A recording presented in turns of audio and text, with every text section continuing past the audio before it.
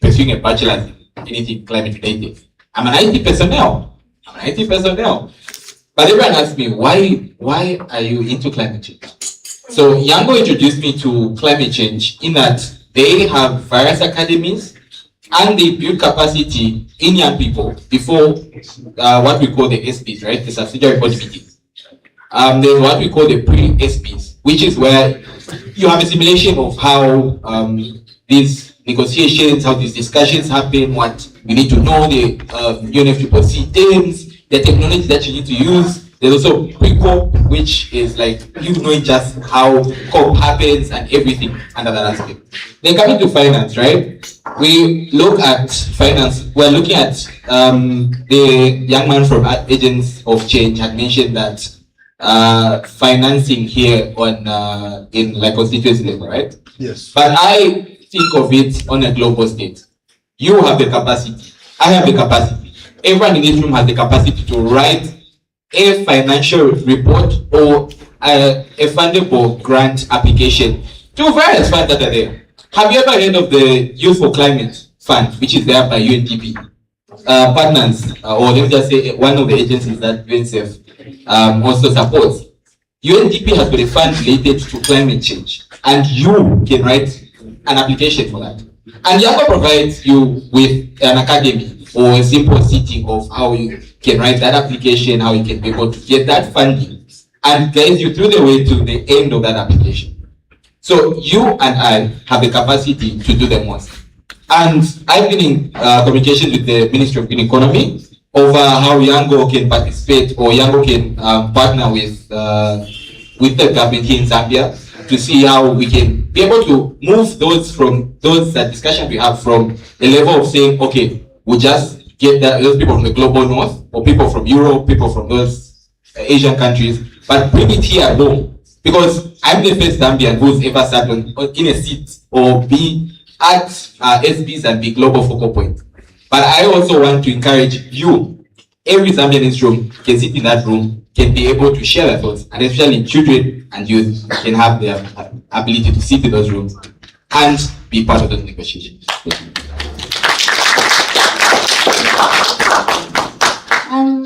I'd like to touch mostly on the issue of capacity building. You know, as young people, children, it's in recent years that we've been given the opportunity to sit among leaders, you know, both regional, international, to sit with them and discuss issues that affect us. But when you look at capacity building, it won't always be that they will call, I don't know how many children we are in Zambia. Yes, we are a lot.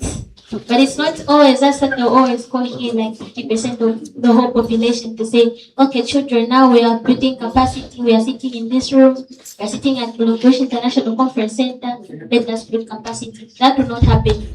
So I will challenge my fellow youth, children who are here with me.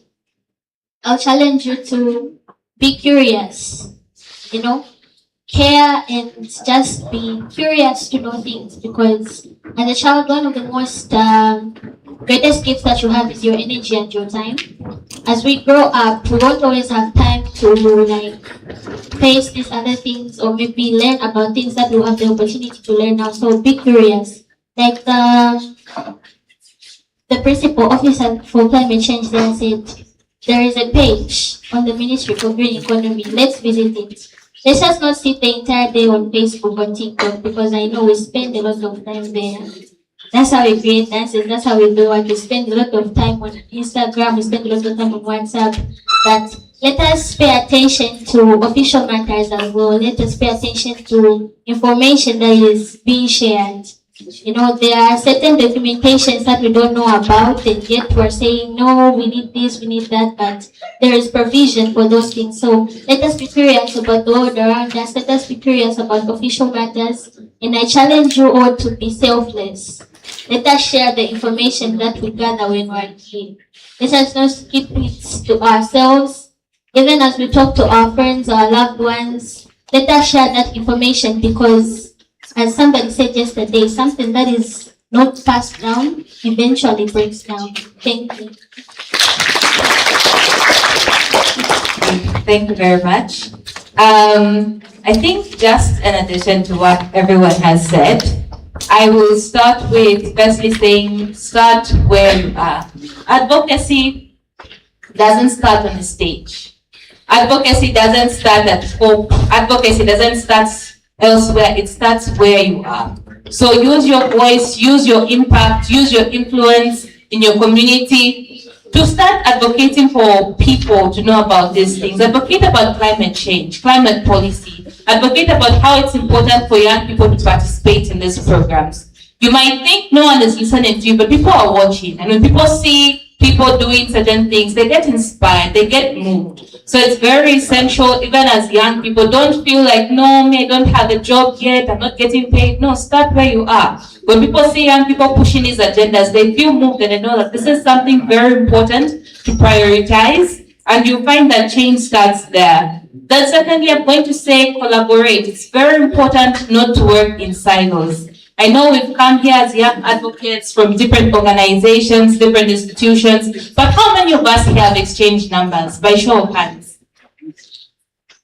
For the ones who haven't exchanged, they're waiting for a business card. No. It starts with the person seated next. What you've learned here, what are you going to do with the information you're carrying from here?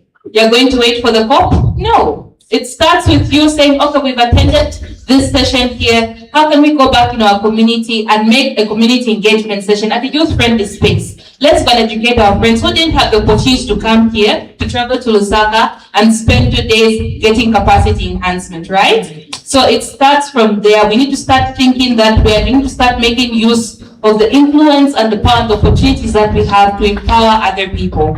Come through to the hub spaces. You'll find that if you're a young person doing climate change, there won't be a meeting for one person who's doing climate change. We're going to invite different stakeholders because we're all able to influence change at different levels. You can't create change on your own. So government, work with point CSOs, because we all have a different role to play. One thing that hinders our growth in Zambia, people, and see how each person has a role to play in creating change. And then also one important thing that I would like to share is integration. It's very important that even as we are trying to integrate or trying to implement climate change, we integrate it in different programs. One thing that I've learned, last year I was at the Population Health and Environment Conference, the Philippines. So one thing that they do there, one thing that I presented in an abstract there is that there's integration of different thematic areas of development into an important agenda that you are trying to implement. So that in as much as you are trying to advocate for climate change, we have people in the health sector doing the same with you. We have people in the transport sector doing the same with you. How is this done? Integration works in such a way that if I'm going to educate a community about reproductive health, I will also include an aspect of climate change, because climate change is something that cannot be taken away from reproductive health. It also affects reproductive health. If I'm going to conduct a session on entrepreneurship, I can't run away from climate change. We saw how load shedding affected entrepreneurs in Zambia and SMEs, right? So that's what integration looks like. Do not just think of people who are in the climate change sector, but work with everyone. See how climate change is relevant to that sector. That way you reach more people, you achieve your results faster, and you have more people speaking about your cause. And it's very fund effective. You won't have to spend a lot of money because you're working with so many people at once. And then lastly, one thing I'm going to mention is that grab a chair. Learn to be a bit aggressive as young people. As young people, sometimes we tend to feel timid because we think the people in the room or the people on the high table know it all. No.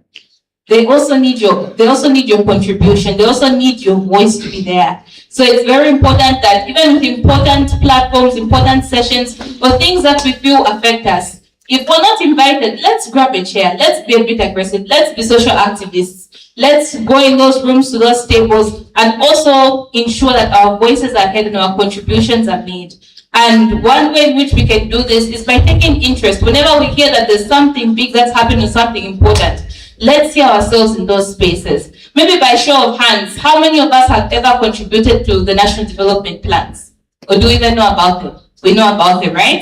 If you haven't, the 9th NDP will be there soon. Please find yourself by all means necessary, at least contributing and speaking, because you find that if we do not advocate to be in these spaces where policies are made and implemented, the causes or the problems that we're facing in our communities will not be represented there. So it's very essential that we advocate to find ourselves in these spaces and we speak out on these problems. So as well as the 9th MDP is being developed, at least we're going to see a lot of work being done around climate change. So let's start fighting to be in these spaces. Let's speak out and let's collaborate. Let's not work in silence.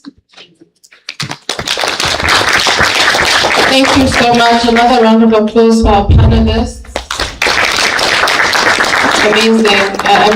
I think the messages are sound, they're really clear. I really hope that every single one of your questions was answered. And there's such a huge spirit of participation, of networking, of doing things together. So I'm sure even as we come into our lunch, they'll be here to answer any more questions that you have. The message of intersectionality is very clear. I think the resounding message of doing things together, not working in silos, ensuring opportunities are not gatekept. I won't agree to fighting, to get into rooms. I think we've fought enough. And fighting is tiring, my God. I've been in this field for so long, I don't have the energy to speak another decibel louder. And so it's important that we call for institutionalization of young people and children into these spaces, that we should have a decision-making table, we should have a spot there, and that spot should be permanent, it should be adequate, it should be flexible, it should be funded, but most importantly, it should be there to start with. And so I thank each and every panelist who has come up here to speak on these really important issues. And a lot of what you've said is actually reflected in the position paper, especially in terms of engagement of young people, engagement of children, but also more importantly, these climate issues which we've been talking about. It's really interesting at this LCOY, and a big shout out, honestly, to the organizing team. You can clap for them. Each year, I have to say this all the time, each year. All of this work you see, none of it, no one here is being paid for it. But people are sleeping into the night of day, just to make sure that there's a position paper, to make sure there's logistics, to make sure that there's transport. And the reason why it's not the same people, or it's not new people, is because no one wants to do this work. It's so much, requires so much expertise, and these people have done it for free for 4 years. And I can't even begin to mention how much precedence and expertise that takes. And so a huge shout out to them, but also to everyone who's here. And guys, can you guys stand up, honestly, because I feel like the appreciation is not there. Organizing team, please. Tonics, gifts, Dorothy, please stand up so that these people can give you a round of applause. Miss Esnat over there, Chair. Mr. Timothy is also here, sitting on he's also a panelist here. This work is so difficult, and to do it for free, I don't know how I'm still standing, but we're standing, and that's important nonetheless. Thank you so much. Everyone can sit down. And so even as we are calling for these important recommendations, it's important to call for it to be funded, because I'm not fighting for anything I have to start for in the process. So thank you so much to the panelists. The very last question I have for you, we only have about 5 minutes. So when I say 30 seconds each, please count the head. 1, 2, 3, 4, 5, 6, 7, after 30. What is your commitment to the LCOY? What is one thing that you can say, by the next LCOY, my organization will do this in under 30 seconds? In one sentence. One sentence. It can be, by the next LCOY, I will give every person here 10,000. I would have loved to do that, but I would be accused of politicking. However, on a serious note, UNICEF stands ready to work with the youths, to work with the children organizations in Zambia. Please reach out. Let's see how we can work together. We can exchange numbers. I think she did talk about the 3 numbers as we mingle around. But please, let's work together to advocate and push forward issues that are in and around climate change, but are affecting youths, affecting young people, affecting children. UNICEF stands ready to support you. Thank you. Yeah. Next, I have 4 youths under me, my juniors. Next, for the 4 of them will be here. And I hope that the organizers can write enough so that we can assign at least one youth from the 4 to participate in the preparation.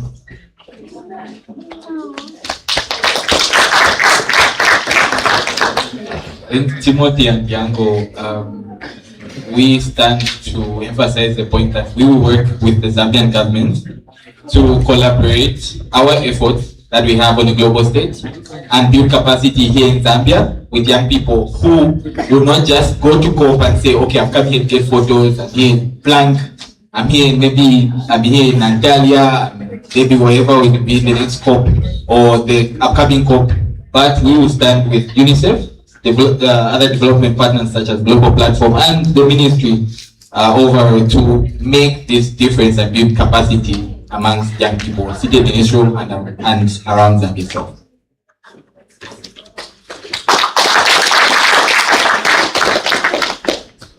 For the next LCOY, the Zambia Children's Climate Council remains committed to receiving capacity building and also encouraging climate action across the country and spreading awareness among children. We look forward to being here again. We look forward to seeing progress, and we look forward to pushing for driving change as well as encouraging climate action. Thank you.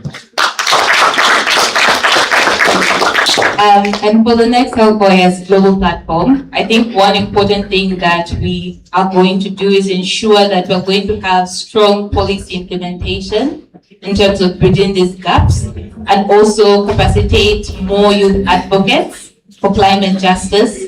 And I think as Pamela as well, the next thing that I'm hoping for from the LCOY is that currently I'm trying to also capacitate SMEs, ensuring that there's an integration with climate change. So I'm capacitating them with their ESG, ensuring that even as we have entrepreneurs, SMEs, they are knowledgeable about how their contribution to the environment is. Thank you so much. Another round of applause for them.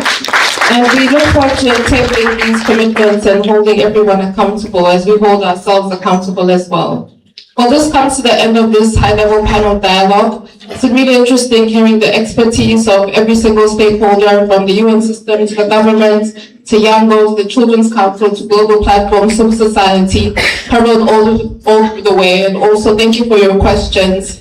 I mean, more than anything, I've heard and I've listened, and I know that most of these points are reflected in the position paper which we created yesterday from the conversations that we had. And I'm sure that each and every single one of us will take the onus of distributing this position paper and advocating for it to be taken to the COP31 as Zambia's position for youth on climate change. Thank you to the panelists once more. Another round of applause for them, and I'll pass it back to the MC.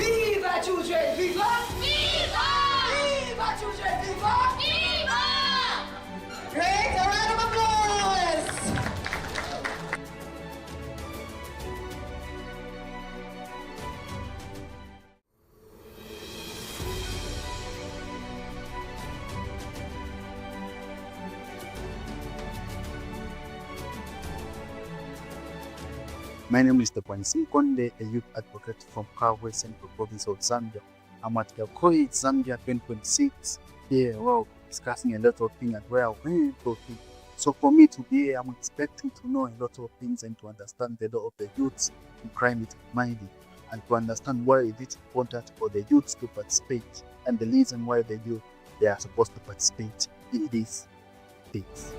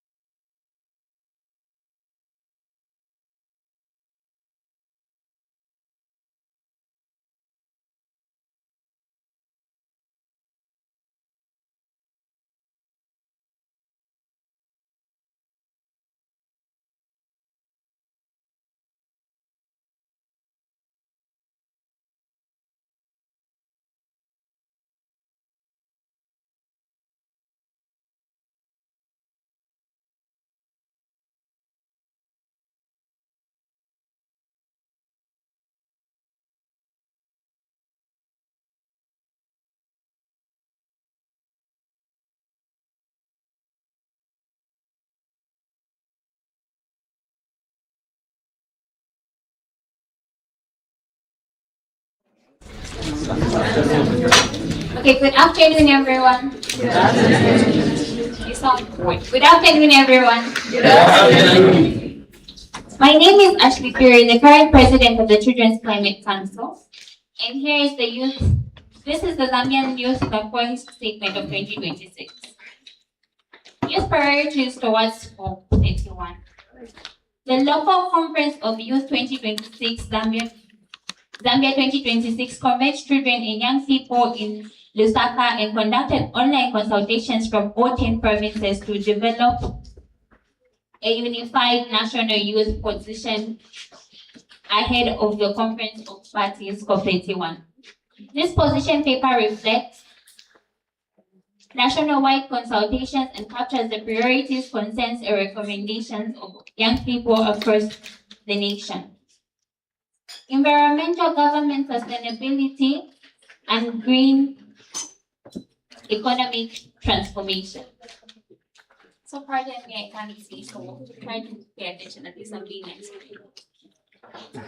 As a country where over 60% of the population is below the age of 65, Zambia has enormous potential to drive climate innovation through youth leadership.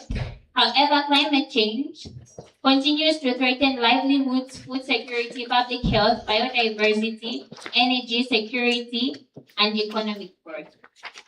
Young people emphasize that they are not only amongst the most affected, but meaningful inclusion in decision-making increases investment in youth climate action and stronger implementation of existing environmental commitments. Key challenges identified were: the participants in the room have identified several cross-cutting challenges that continue to hinder Zambia's progress towards climate resilience and a just transition. The first one being limited youth participation in climate governance. Although young people are central to Zambia's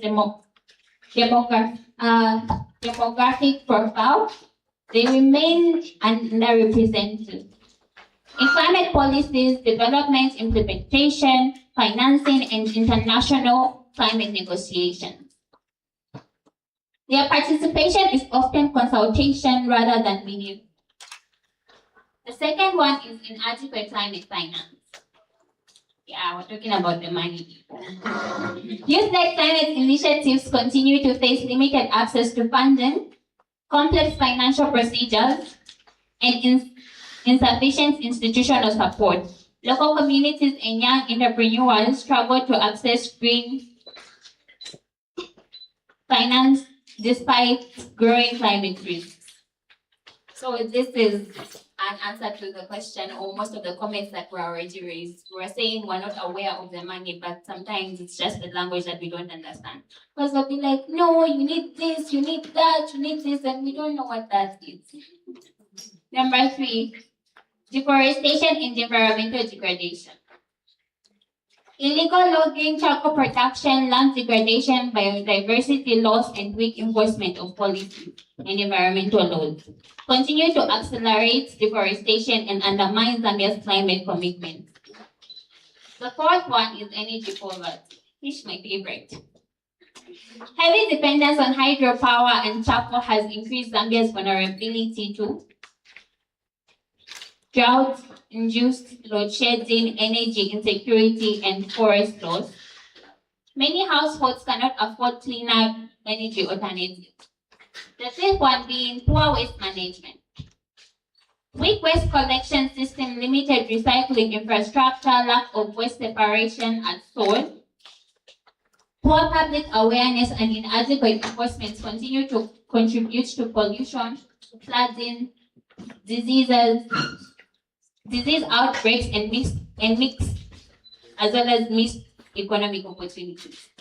Let's all be real. We only have one bin, just one bin. So how are we supposed to separate everything when we're supposed to dump everything in that same thing? Weak recognition of indigenous knowledge. Traditional ecological knowledge remains underutilized despite its proven roles in biodiversity, conservation, climate adoption, sustainable and sustainable natural resource management. The seventh one being cross-cutting social challenges. Climate impacts are compounded by gender inequality, disability, exclusion, technology gaps, unemployment, limited climate education, food insecurity, and inadequate institutional coordination. These challenges disproportionately affect children, women, persons with a disability, and rural communities. And then I'm going to pass the mic to my fellow colleague to finish. Thank you so much. Hello everyone, my name is Miriam Piri. I'm not sure if it's a coincidence that we have the same last name, but I guess it was meant to be. So as we talk about problems, I think it's important that we also come up with solutions because it's not very relevant for us to sit here and complain without action. Firstly, let's look at the key youth demands. Young people call upon the government of Zambia, development partners, and international stakeholders to, firstly, institutionalize meaningful youth participation in climate governance, including representation in NDC implementation, national climate committees, and COP delegations. Secondly, increase financing for youth-led climate initiative, green enterprises, and innovation through dedicated funding mechanisms. Third, accelerate Zambia's just energy transition by expanding renewable energy, clean cooking technologies, and climate-resilient energy infrastructure. Strengthen enforcement of environmental laws to cohabit illegal deforestation, pollution, and unsustainable natural resource use. Support circular economy initiatives that transform waste into employment and entrepreneurship opportunity for young people. Recognize and integrate indigenous knowledge systems into national climate adaptation, biodiversity conservation, and environmental education policies. Improve climate education, technical training, and digital skills to prepare young people for emerging green jobs and climate innovation. Guarantee equitable access to climate finance, particularly for youth, women, persons with disabilities, and grassroots organizations. On this one, I think it's really important that we actually try to increase the interest in the amount of people who are interested in environmental education because people cannot take up courses they're not aware about. Priority policy recommendation.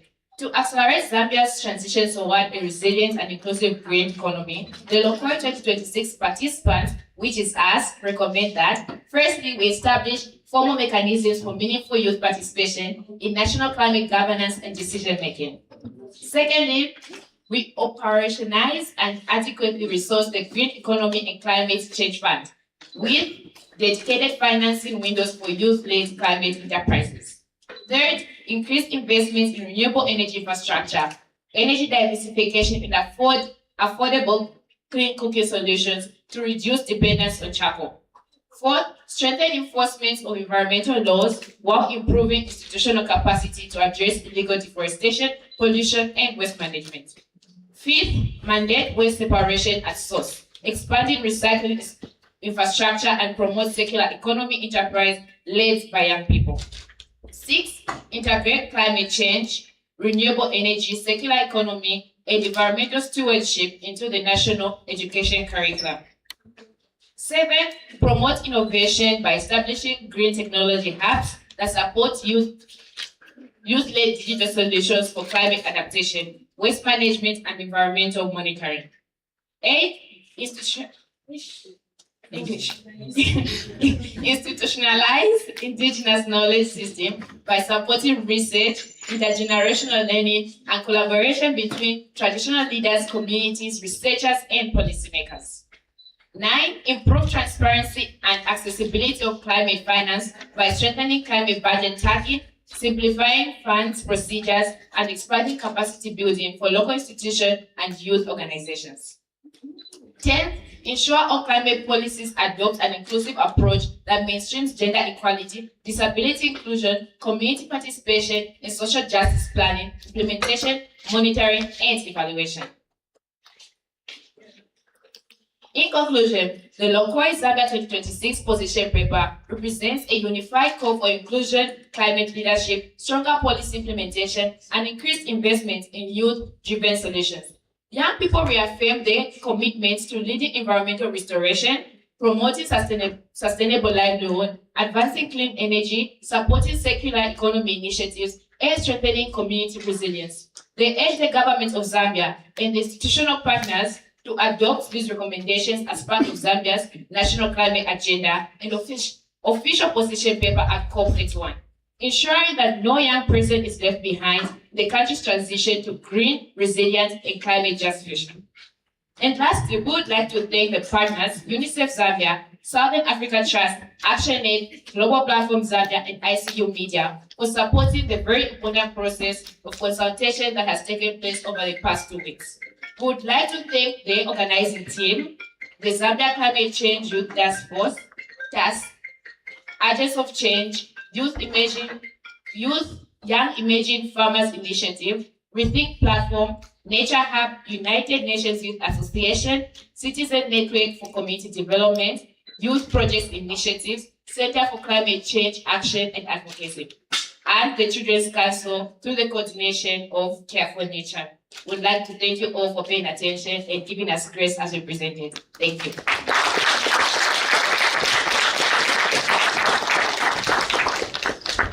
Another round of applause to them.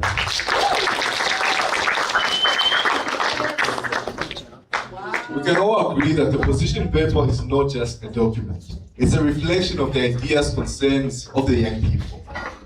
We have heard that across Zambia, climate change affects everyone, but it's our collective responsibility to act on it. As young people, we need to hold our leaders accountable. They are all committing to something. After us presenting this position paper, as they read it at COP, we need to follow through. What has each ministry done? Because again, we just see it again, next year we'll come back again and still talk about the same thing. So we'll now move into a very interesting part where we want to collect feedback from our stakeholders about what they've heard, what recommendations they have, and what they are committing to. So I'll pass around the mic around this table to the stakeholders. Hope I've not just caught you off guard, hope you're ready. So, I think I've already made a commitment. I'm not going to repeat that. What I can speak to is just the overall feedback or evaluation from what I've attended to. I wasn't there yesterday, so I'll speak on what has happened today. I think all of us here, I'll ask that we stand up and just clap for ourselves for putting off such kind of a conference. Let's stand up and clap for yourself.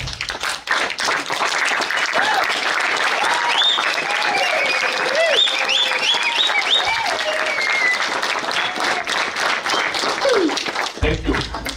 You need to praise yourself. No one is going to come and praise you. So congratulations to the leaders, the organizers for putting off such kind of conference. It's not easy.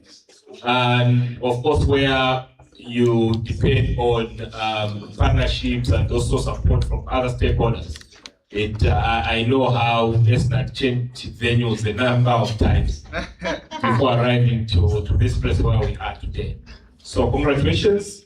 At the end of the day, it's what we managed to achieve that really counts, not what you went through when you're trying to prepare. For the youth that are here, like I've been saying since morning, you are here as representatives. Let the information that we've gathered here, the information that we've done for this meeting, cascade down to those that couldn't manage to be in this space. If you go to a certain school, let's make sure that we start with those people that you are in that classroom with you. Let them know what the climate conversation is all about.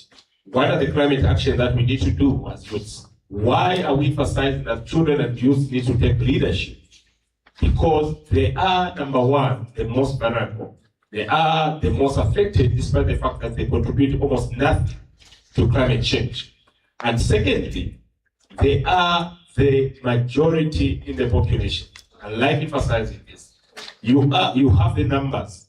Use those numbers to really drive change, right? So let's make sure that we do that. So that is something that I just want to encourage you as I conclude that please do not underestimate your ability to drive change. We'll be talking and joking about social media, but social media is a very, very powerful agent of change. It's a tool. It depends how you use it. I know most of us here what do we call celebrities or influencers? Yeah, influencers on social media. What are you influencing? Yeah, what are you influencing? What is your brand?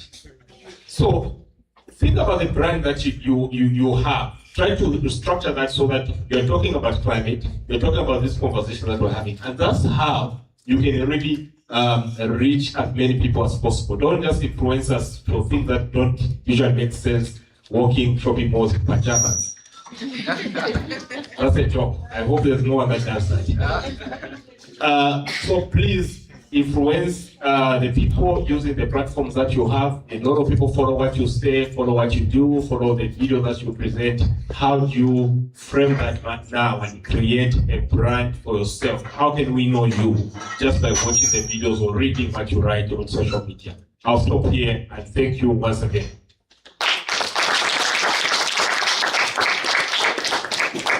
Yeah, a quick reflection is that let's look beyond the COP. The COP is it December, November, December? November. Yeah, because even after COP, climate change continues, right? Yes. So the COP is a meeting very important, but let's focus beyond the COP. And just to re-echo that as a ministry, we stand ready to work with the young people, the children, to ensure that their concerns are taken on board. I'm very sure that at some point, the country will develop a position paper for the country.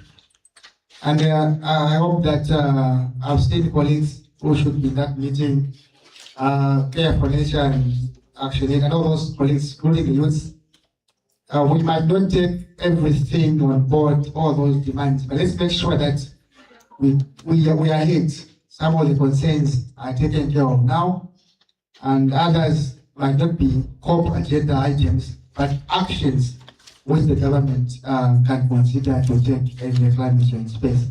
So thank you for coming. And I've noticed that the agenda is a bit smaller than last year. I was looking at my pictures for last year. I'm not too sure if it's resources, but I think next year let's make it bigger.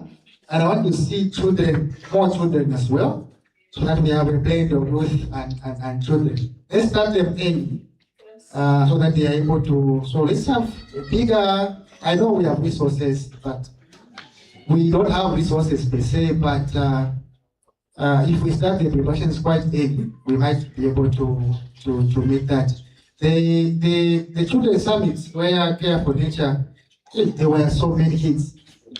So many kids, I think there were hundreds, you know? And the other fair, we seem to be doing very well with kids. Because we had this year already 2 kids related, plus this one and others. So congratulations to the organizers. It hasn't been easy. I hope that next year, whoever, or the substantive PS himself, I'll brief him so that he can consider timings to come and interact with the youth. I think that's my reflection for now.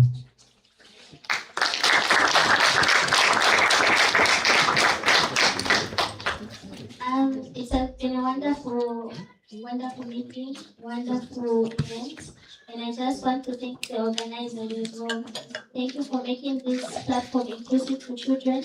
Thank you for giving us a seat on the table, and definitely thank you for giving us the capacity that we need to negotiate, to discuss, and to mitigate when it comes to climate issues.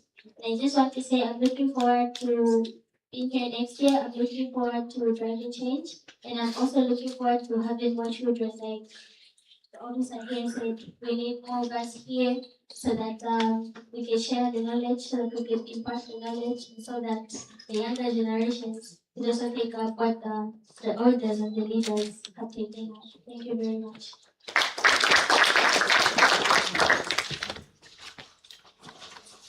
First and foremost, I would like to thank the organizers for creating this opportunity for us to gather here as young people and air out our views or challenges that we face with the adverse effects of climate change. And as a global platform, Zambia, we will continue to act as a bridge between the government and the communities through our advocacy work and our empowerment, and also inculcation of the human rights-based approach in all the activities that we do, ensuring that there's community participation, non-discrimination, and empowerment of the communities by building power from below, so that the communities that work with have the power to claim the right and also hold duty bearers to account.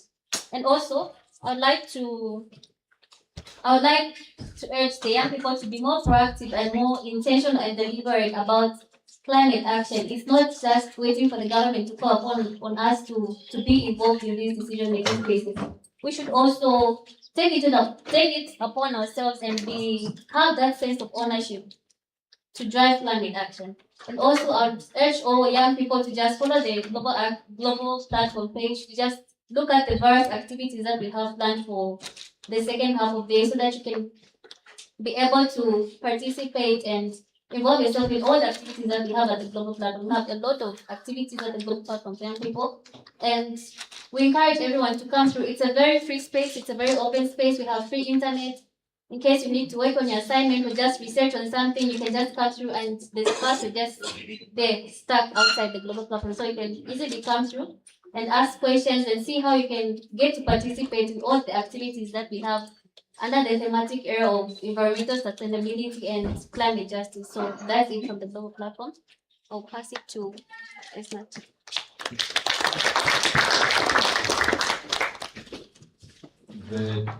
Most of the points have been covered by the global partners, the government. But one thing I would love to highlight is thank you to UNICEF, ICU TV, the Southern African Trust, and Global Platform for bringing us all here. You know, behind the organizing team, without these development partners, without these stakeholders, including government, we wouldn't be here. So thank you very much for bringing us here. And honestly, I hope, and one of the commitments I would have, as just an addition to the commitments to partner with government, is that I encourage each young person to start. I will borrow the words from my colleague from Global Platform, that start from grassroots. Don't look at yourself as starting from the UN in maybe in Germany. Start from here where you are in Zambia, because whatever change you make here brings a difference. I did not go to Turkey because I started from Turkey. No. I started from grassroots here, and I'm making a difference. I'm here. And so you can also be here. And so let's make change together. Thank you very much.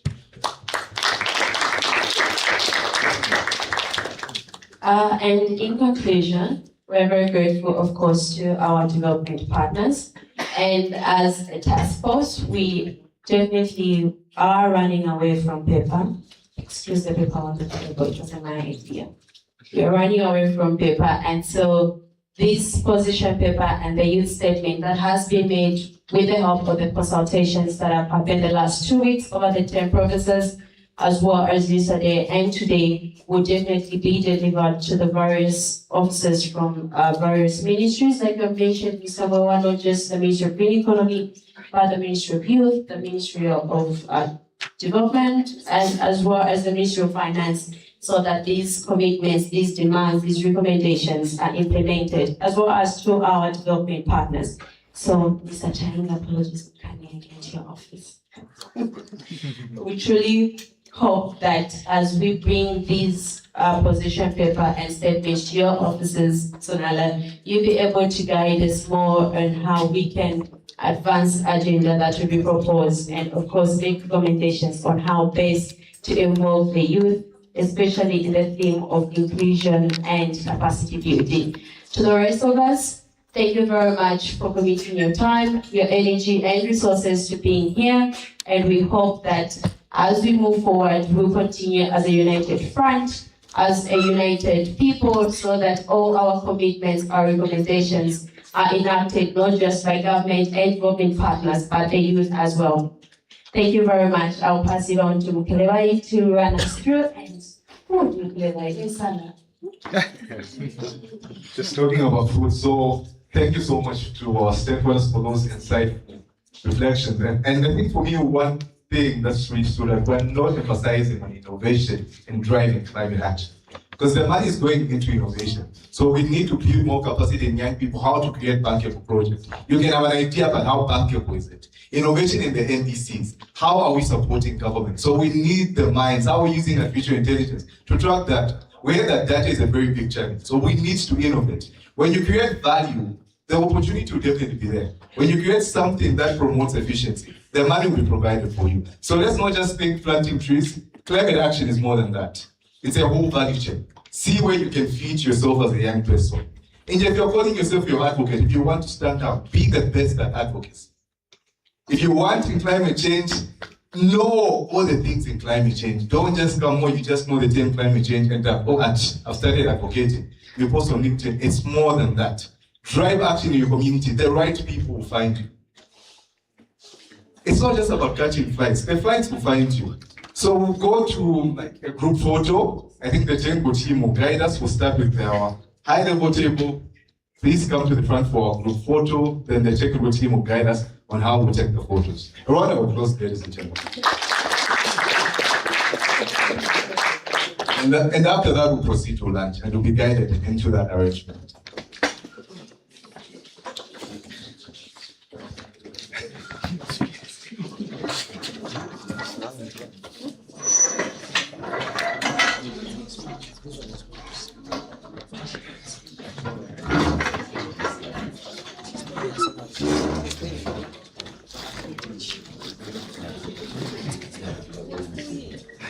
So I was asked for the biggest favor. I don't know.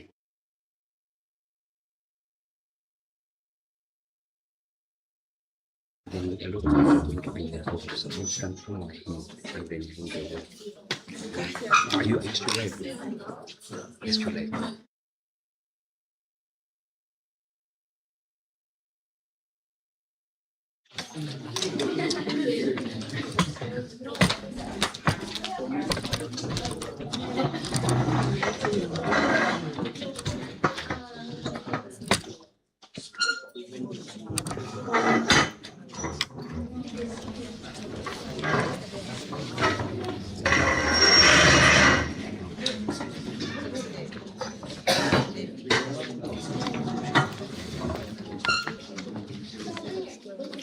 Please smile so that they get your best shot.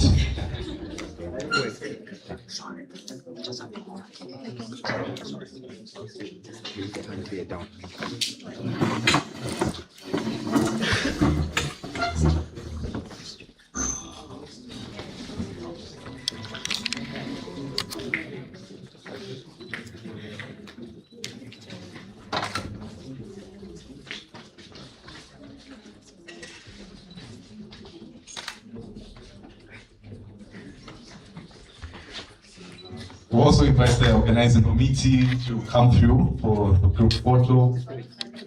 Okay, eyes on the camera.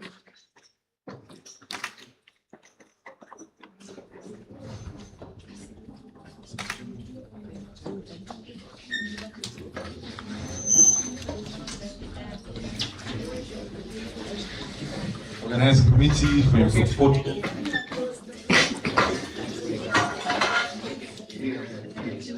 A round of applause for the organizing committee. They have made this event to be a success.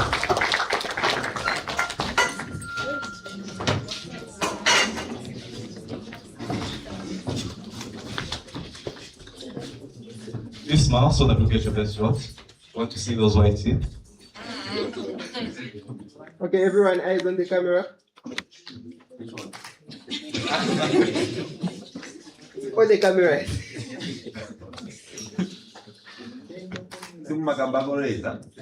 Alright, guys.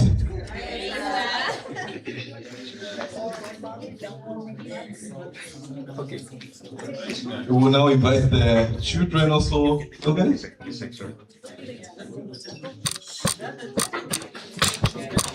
No, just one shot. Just one shot.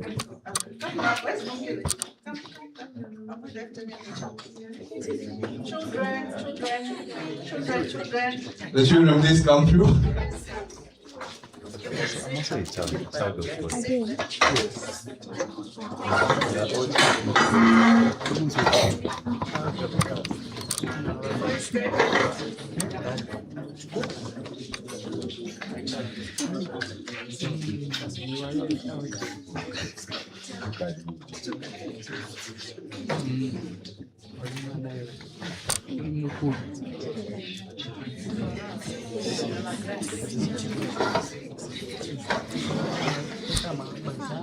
Okay, what?